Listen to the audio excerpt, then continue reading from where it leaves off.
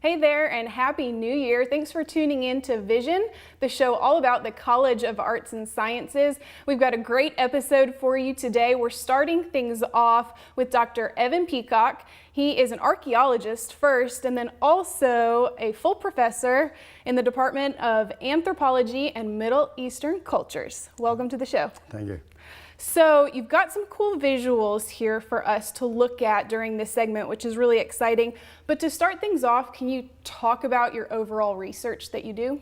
Sure. I'm an environmental archaeologist, and that means my job is really to look across time and to understand how nature shapes human culture and how human culture shapes the rest of nature, which obviously we do in profound ways. Right. And we know about that by today's situations that we face, but this has been going on a long time, and so I try to get the big picture of that relationship. Okay, and basing off of that, you have had an exciting discovery in your work recently in LaFleur County, Mississippi. You do a lot of work in Mississippi. That's right. And that's in the Greenville area. If people are thinking about Mississippi as a whole, the Delta, That's right? Can you talk about that discovery? Yeah, one interesting sideline that came out of my work as I work with these artifacts, ancient pottery, stone tools, things from these prehistoric Native American sites in Mississippi. We also find the remains of the animals that these Indians ate, and they left behind a really interesting ecological signature. So the animals that I study in particular are freshwater mussels, which were eaten in abundance by people in the past. So there are many, many different species. They come in all shapes and sizes. These Very are both full-grown adults. Pretty big. Wow, look at the of difference two different there. species.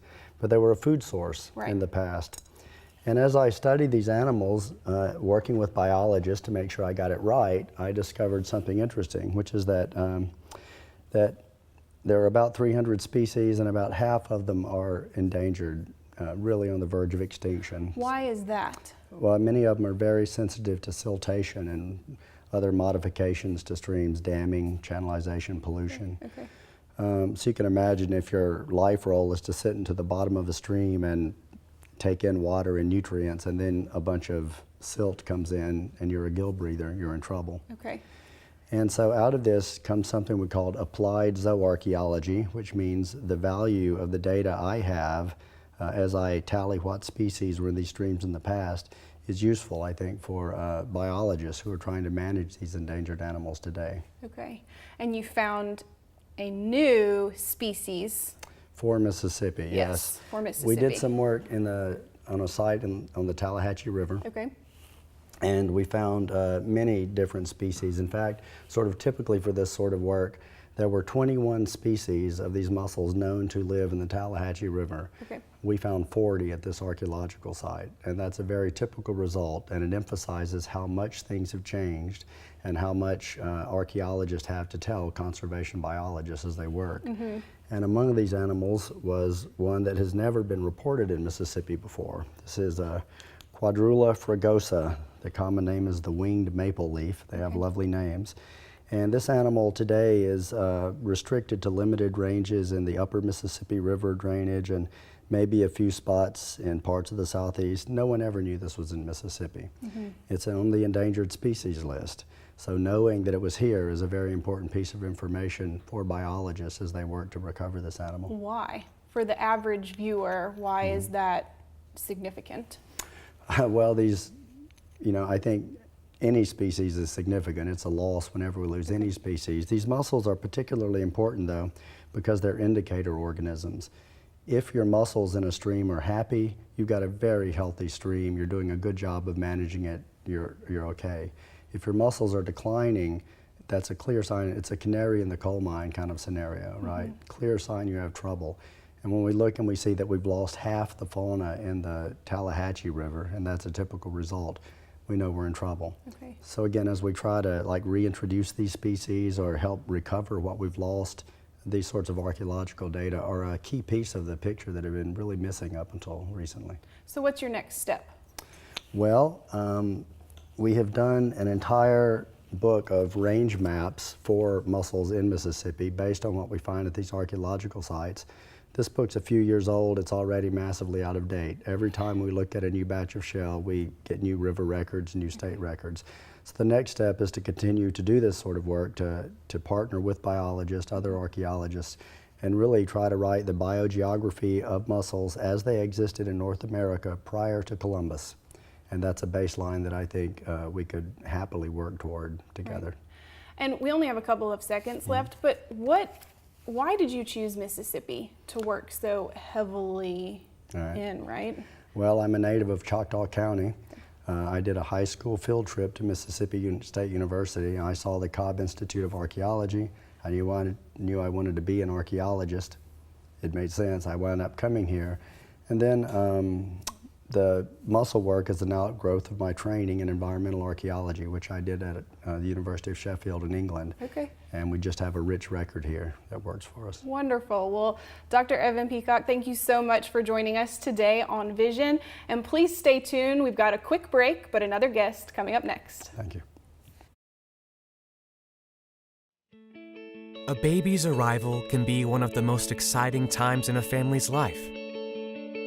It can also be one of the most anxious, especially if the child's development is hindered by medical challenges that create more questions than answers. At Mississippi State University, we are leading in the study of Charge syndrome, a genetic condition that causes sight and hearing loss in infants. Our research teams are uncovering breakthroughs in treatment and prevention with the goal of greater understanding that leads to better care. We're also providing crucial support resources for parents and helping physicians around the globe gain awareness so symptoms can be detected and addressed earlier. By engaging in this groundbreaking analysis and therapy, we're not only improving outcomes, we're unlocking brighter futures. Hey there, welcome back to Vision. Thanks for sticking with us through that break. We've got another special guest in studio today, Dr. Alicia Hall. Thank you so much for joining us. Thank you for having me. She's a professor in the Department of Philosophy and Religion.